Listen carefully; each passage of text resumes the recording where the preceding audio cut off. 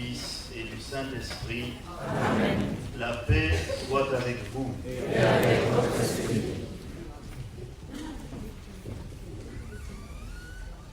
C'est avec beaucoup de joie, comme curé de cet ensemble pastoral bienheureux à Béfouc et de cette paroisse Saint-François-Xavier, que je suis heureux de vous accueillir. Merci de la présence de chacun pour fêter à la fois Saint-François-Xavier, les 50 ans de la construction de cet édifice, la paroisse qui porte ce nom.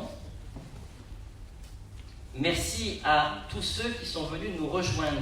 Je pense d'abord à ceux qui sont très loin. Le père Bernard de Villenfray, qui a œuvré ici.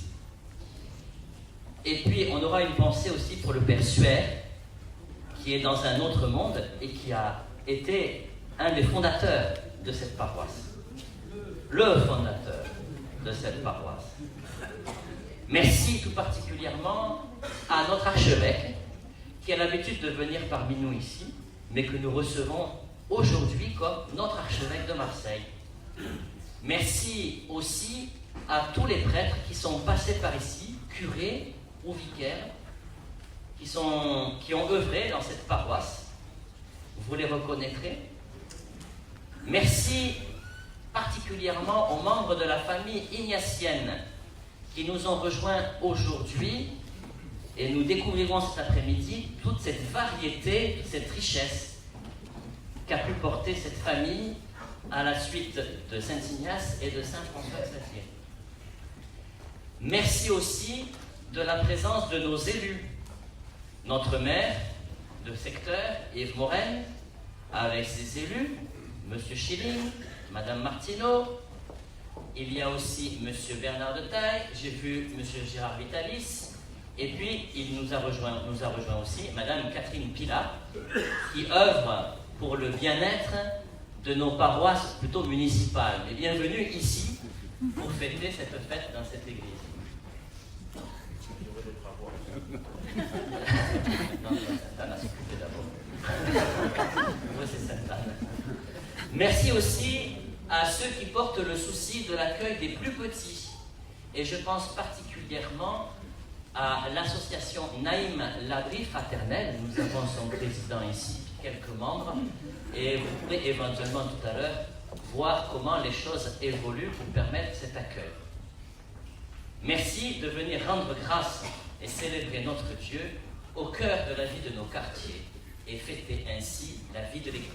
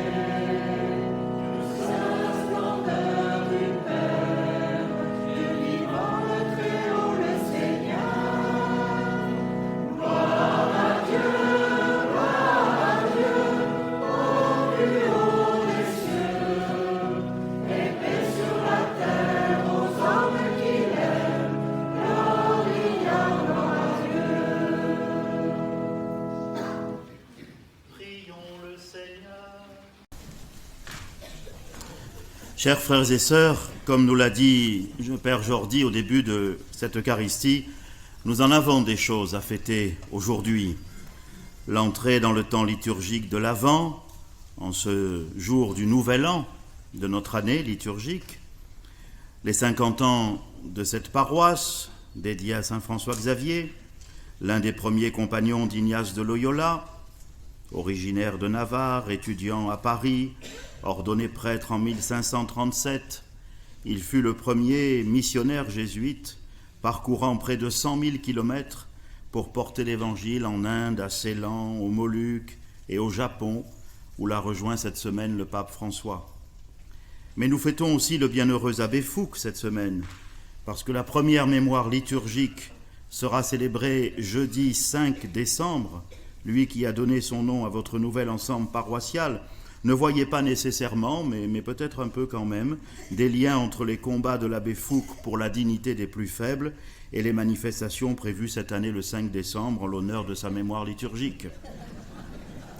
Et puis, qui pourrait oublier que nous célébrons aujourd'hui l'anniversaire de la mort d'un autre bienheureux, Charles de Foucauld, assassiné le 1er décembre 1916. On ne sait plus où donner de l'âme, tant nous avons de choses saintes à célébrer.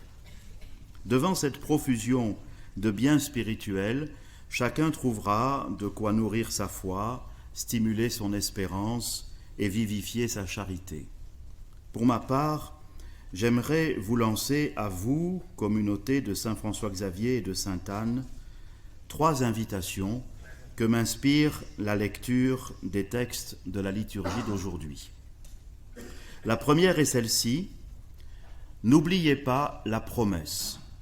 Je ne veux pas parler ici du scoutisme, même si je sais qu'il fut et demeure important dans votre histoire, ni de la promesse que les scouts prononcent, mais plutôt de la promesse que Dieu lui-même a prononcée lorsqu'il a appelé Abraham dans les débuts de l'histoire du salut.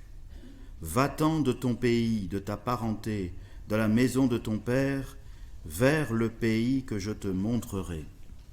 Je te ferai devenir une grande nation, je te bénirai, par toi se béniront toutes les familles de la terre. » Un homme, à l'appel de Dieu, quitte sa zone de confort et s'élance vers l'inconnu, armé de sa seule confiance en la promesse que Dieu lui a faite. Voilà, chers amis, les ingrédients fondamentaux de la mission. Voilà la clé du bonheur et de toute vocation, elle est dans la confiance en Dieu. Des siècles plus tard, le prophète Isaïe, dans le texte que nous avons entendu en première lecture, rappelle au peuple d'Israël, alors en proie à la peur et au doute devant ses ennemis, la force invincible de cette promesse par laquelle Dieu s'est engagé. Vous l'avez entendu, il arrivera dans les derniers jours que la montagne de la maison du Seigneur se tiendra plus haute que les monts. Isaïe dit ça alors que tout s'écroule. Vers elle afflueront toutes les nations et viendront des peuples nombreux. Et Isaïe ajoute ce qui sera l'effet de la réalisation de cette promesse, c'est-à-dire la paix sur la terre. De leurs épées, ils forgeront des socs, et de leurs lances, des faucilles. Jamais nation contre nation ne lèvera l'épée, ils n'apprendront plus la guerre. Amis de Saint François Xavier et de Sainte Anne, n'oubliez pas la promesse de Dieu. C'est elle qui a fait avancer les pionniers vers ce quartier où rien encore n'était tout à fait construit, jusqu'à l'existence de la baraque et des bâtiments alentours. N'oubliez pas les intuitions de vos aînés il y a 50 ans. N'oubliez pas particulièrement d'être des artisans de justice et de paix dans ce quartier. Dimanche dernier, à Nagasaki, un autre jésuite, le pape François, s'est écrié sur un ton prophétique, je cite, « La paix et la stabilité internationale sont incompatibles avec toute tentative de compter sur la peur de la destruction réciproque ou sur une menace d'anéantissement total. Elles ne sont possibles qu'à partir d'une éthique globale de la solidarité et de coopération au service d'un avenir façonné par l'interdépendance et la corresponsabilité au sein de toute la famille humaine d'aujourd'hui et de demain. Communauté de Saint François Xavier et de Sainte Anne, n'oublie pas ton rôle prophétique dans l'Église de Marseille. Réfléchis et agis en faveur de la justice et de la paix, en faveur d'une éthique globale de solidarité et de coopération dans l'élan de la promesse que Dieu fit un jour à Abraham, le père de tous les croyants, juifs, chrétiens et musulmans. Ne pas oublier la promesse, c'était ma première invitation. Les deux autres en découlent. D'abord celle-ci, garder le tablier de service. Le passage de la première lettre de saint Paul aux Corinthiens, que Pierre nous a lu tout à l'heure, nous en fournit la raison. C'est que, explique Paul, la liberté et le service vont de pair. Libre à l'égard de tous, je me suis fait le serviteur de tous, afin d'en gagner le plus grand nombre possible. Annoncer l'Évangile, nous a redit Pierre en lisant Paul, est plus qu'une option facultative, c'est une nécessité. L'Église existe pour évangéliser, disait d'ailleurs le saint pape Paul VI. Confier aux autres le trésor qu'on a reçu dans la bonne nouvelle du salut en Jésus-Christ n'est pas une occupation parmi d'autres dans la vie d'un chrétien. C'est vital pour lui et pour la communauté tout entière. Tout cela, nous dit saint Paul, je le fais à cause de l'Évangile. Communauté de saint François Xavier et de sainte Anne, reste libre et garde le tablier de service pour annoncer l'Évangile à temps et à contre-temps. Ce tablier de service, c'est ton seul signe distinctif et c'est, de loin, le plus beau. Tu as bien fait de te placer sous le patronage du bienheureux Jean-Baptiste Fouque. Comme archevêque de Marseille, je viens ce matin te dire merci au nom des personnes migrantes que tu accueilles avec générosité. Te dire merci au nom des personnes sans domicile fixe que tu visites la nuit et auxquelles tu t'apprêtes à offrir bientôt avec l'association Naïm les conditions favorables à une réinsertion. Te dire merci aussi au nom de tous ceux que tu aides sur le chemin chaotique de la vie, par le soin que tu apportes à la beauté des liturgies, à l'accompagnement spirituel personnalisé, à l'aide solidaire, à la réflexion soutenue et à l'action concrète pour donner chair dans ce quartier à la doctrine sociale de l'Église. Merci à vous, frères et sœurs, à votre curé d'aujourd'hui et à tous ceux qui l'ont précédé dans cette charge. Merci à la communauté des sœurs du Cénacle, aux autres communautés religieuses et à tous les baptisés qui apportent leur concours à ce bel édifice de pierre vivante que vous formez, bâti sur la pierre angulaire qu'est le Christ. Au nom de l'Église de Marseille, je vous dis merci. Il me reste une dernière invitation, après celle de ne pas oublier la promesse et celle de garder la tenue de service. C'est celle-ci. J'aimerais vous inviter à la vigilance ecclésiale. Veillez donc, dit Jésus, dans le passage d'Évangile qu'un autre Pierre nous a lu tout à l'heure. Veillez, car vous ne savez pas à quel jour votre Seigneur vient. Tenez-vous donc prêts, c'est à l'heure où vous n'y penserez pas que le Fils de l'homme viendra. Veillons donc, frères et sœurs. Mais attention, vigilance ici ne veut pas dire méfiance, ni inquiétude peureuse. Ce serait contraire à la promesse de Dieu, qui veut notre bonheur et celui de toutes les nations de la terre. Vigilance ici ne veut pas dire attentisme, ni défaitisme frileux. Ce serait contraire à la tenue de service que Paul nous a invités à revêtir à la suite du Christ. Non, Vigilance ici veut plutôt dire confiance et conversion. Car le premier à veiller, c'est Dieu. Non pas seulement parce qu'il veille sur nous et sur tous les cheveux de notre tête, mais aussi parce qu'il est à l'affût de la moindre brèche dans les armures de notre orgueil, qui est la matrice de tout péché, dans les fissures de nos faiblesses et surtout dans les trouées de nos désirs. Il est à l'affût de la moindre brèche pour faire couler en nous l'eau vivifiante de sa miséricorde et de sa grâce. C'est Dieu qui veille. C'est Dieu qui veille.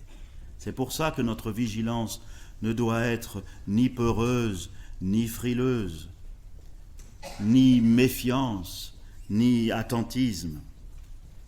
Je vous cite quelques phrases qu'écrivait jadis le bienheureux Christian de Chergé. Il disait, et c'était un premier dimanche de l'Avent, « Guetteur de l'aube à l'affût de Dieu, sais-tu que Dieu guette au plus noir de toi une aurore ? Pèlerin d'eau vive, sais-tu que Dieu met au plus dur de toi une source ? Affamé de Dieu, sais-tu que Dieu met au plus fou de toi le partage ?» Fin de citation. Frères et sœurs, la vigilance ecclésiale à laquelle je nous invite n'est pas celle de la peur dans une forteresse assiégée. C'est celle qui guette, dans la prière et dans la paix, la joie profonde de l'Évangile qui veut donner toute sa mesure dans nos faiblesses. C'est celle qui, sans crainte et de bon cœur, personnellement et communautairement, emboîte le pas de Dieu lorsqu'il vient pour sauver ce monde qu'il a tant aimé, qu'il lui a donné son propre Fils.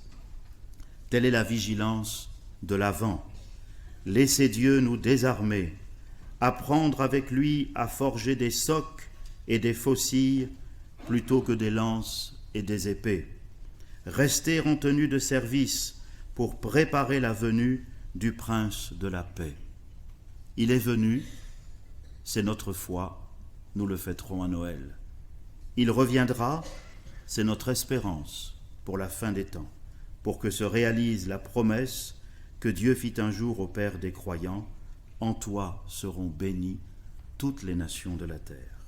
Et pour hâter ce jour, que notre charité, comme celle de l'abbé Fouque, se fasse inventive. Amen. Juste et bon de te rendre gloire, de t'offrir notre action de grâce toujours et en tout lieu, à toi, Père très saint, éternel et tout-puissant, par le Christ notre Seigneur. Dans cette maison que tu nous as donnée, où tu accueilles le peuple qui marche vers toi, tu nous offres un signe merveilleux de ton alliance. Ici, tu construis pour ta gloire le temple vivant que nous sommes. Ici, tu édifies l'Église, ton Église universelle, pour que se constitue le corps du Christ. Et cette œuvre s'achèvera en vision de bonheur dans la Jérusalem céleste.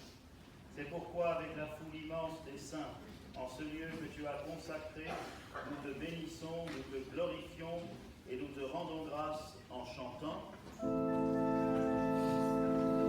Saint est le Seigneur, Saint est le Seigneur, Dieu de l'univers, Dieu de l'univers. Saint est le Seigneur, Saint est le Seigneur, Dieu de l'univers, Dieu de l'univers. Le ciel et la terre sont remplis de ta gloire. Hosanna, Hosanna, au plus haut des cieux.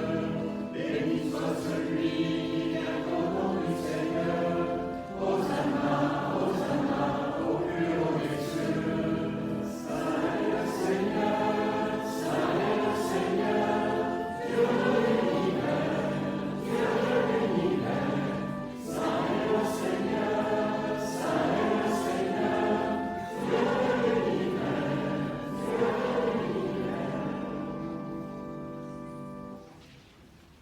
Tu es vraiment saint, Dieu de l'univers, et toute la création proclame ta louange, car c'est toi qui donnes la vie, c'est toi qui sanctifies toutes choses par ton Fils Jésus-Christ notre Seigneur, avec la puissance de l'Esprit Saint, et tu ne cesses de rassembler ton peuple, afin qu'il te présente partout dans le monde une offrande pure.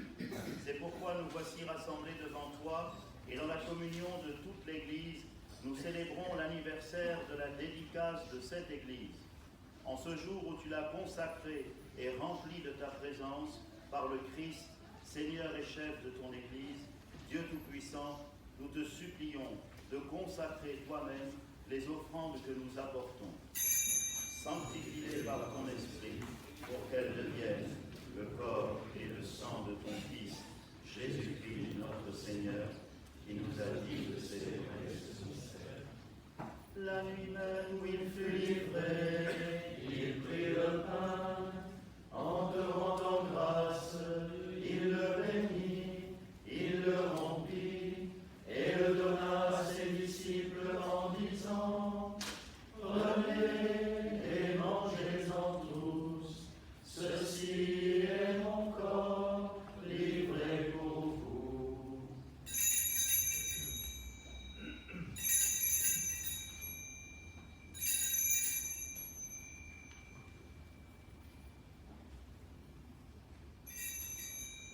De même, à la fin du repas, il prit la coupe, en te rendant grâce, il la bénit et la donna à ses disciples en disant, prenez et buvez-en tous, car ceci est la coupe de mon sang, le sang de l'alliance nouvelle et éternelle, qui sera versé pour vous et pour la multitude, en rémission des péchés.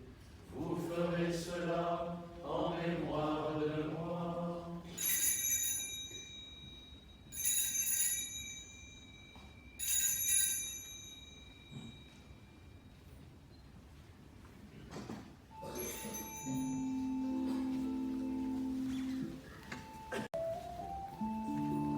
Voici venir le temps de la route.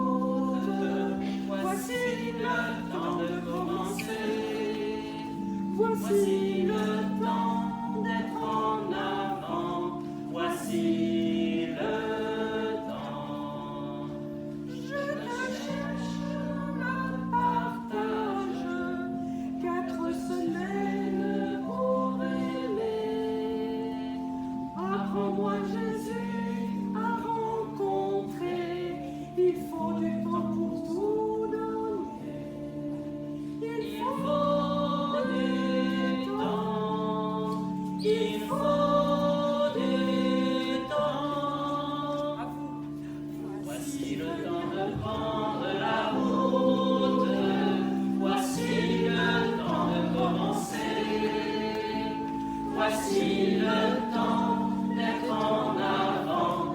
Voici le temps. Merci les enfants, on peut les applaudir. On a aussi quelques dates importantes pour le diocèse.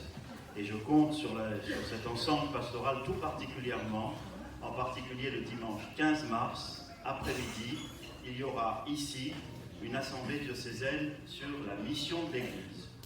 Alors vous êtes bien placés, vous êtes aux premières loges, retenez bien votre dimanche après-midi 15 mars, ici, sur la mission de l'Église, il faut que nous nous en parlions et que nous échangions nos pratiques. La deuxième chose, sera mis en place en janvier un comité pour préparer le tricentenaire pas seulement de la peste, mais surtout de la consécration de Marseille au Sacré-Cœur. On fera un certain nombre de choses, en gros, du dimanche après Pâques, 13 avril, jusqu'au 1er novembre, puisque c'était le 1er novembre que 1720, que Monseigneur de Belzins, sur le cours qui porte désormais son nom, avait consacré Marseille au Sacré-Cœur. On était le premier diocèse au monde à être consacré au Sacré-Cœur, là aussi, à jamais les premiers. Donc là aussi, n'oubliez pas, et retenez le 19 juin au soir à la cathédrale. 19 juin, c'est le jour de la fête du Sacré-Cœur à la cathédrale. Ça vous fait le 15 mars, après-midi ici, et le 19 juin au soir à la cathédrale. Puis troisièmement, nous lancerons à partir de janvier un conseil diocésain Laudato Si, en prévision bien sûr du congrès qui va se tenir à Marseille la deuxième quinzaine de juin sur la conservation de la nature, la biodiversité, les questions écologiques, environnementales, etc. Ce conseil diocésain sera mis en place dès janvier. Ceux qui souhaitent y participer sont les bienvenus, mais en plus, sans participer forcément à ce conseil, toutes les initiatives sont les bienvenues pour, d'une part, réfléchir à ce que peut être la contribution de l'Église à ce grand défi environnemental en partant de Laudato Si, c'est-à-dire sans jamais oublier de lier crise écologique, crise sociale, crise spirituelle, c'est-à-dire chemin de conversion écologique, chemin de conversion sociale, chemin de conversion spirituelle. Et d'autre part, le fait aussi de travailler à voir comment dans notre Église diocésaine, dans cette pratique, nous pouvons faire mieux pour être à la hauteur de ces défis, éviter un certain nombre de choses, changer un certain nombre d'habitudes. Voilà. Et vous, ici, vous êtes aux premières loges parce que vous avez le label Église verte. Enfin, peut-être que vous n'êtes pas encore à Cèdre du Liban, à niveau 3. Bon, peut mieux faire, mais c'est déjà bien. Et on va essayer qu'un maximum de paroisses ou de communautés dans le diocèse s'engagent dans cette dynamique. Voilà, ça vous fait 3 choses. 1, le 15 mars, ici, sur la mission. 2, le 19 juin, à la cathédrale, pour le Sacré-Cœur. Mais le Sacré-Cœur, c'est très important pour les jésuites. Et pour toute la communauté ignatienne. Il faut que vous apportiez votre touche. Votre touche. Enfin, vous verrez comment. Et troisièmement, le Conseil diocésain Laudato Si. Continuez, s'il vous plaît, à travailler, à avoir des idées et à participer à la dynamique diocésaine de ce point de vue. Ça y est. Maintenant, je vous donne la bénédiction du Seigneur en vous remerciant encore une fois pour cette belle célébration. Le Seigneur soit avec vous. Et avec votre esprit. Vous croyez que le Fils de Dieu est venu dans le monde et vous attendez le jour où il viendra de nouveau, à la clarté que de cette lumière qui se lève, que Dieu son Père vous guide dans toutes vos démarches et qu'il multiplie sur vous ses bénédictions. Amen. Qu'il rende ferme votre foi, joyeuse votre espérance et constante votre charité. Amen. La venue du Rédempteur, pauvre parmi les pauvres, est déjà pour vous une grande joie. Quand il apparaîtra dans toute sa gloire, qu'il vous ouvre le bonheur sans fin. Amen. Et que Dieu Tout-Puissant et Miséricordieux vous bénisse et vous garde, le Père, le Fils et le Saint-Esprit. Amen.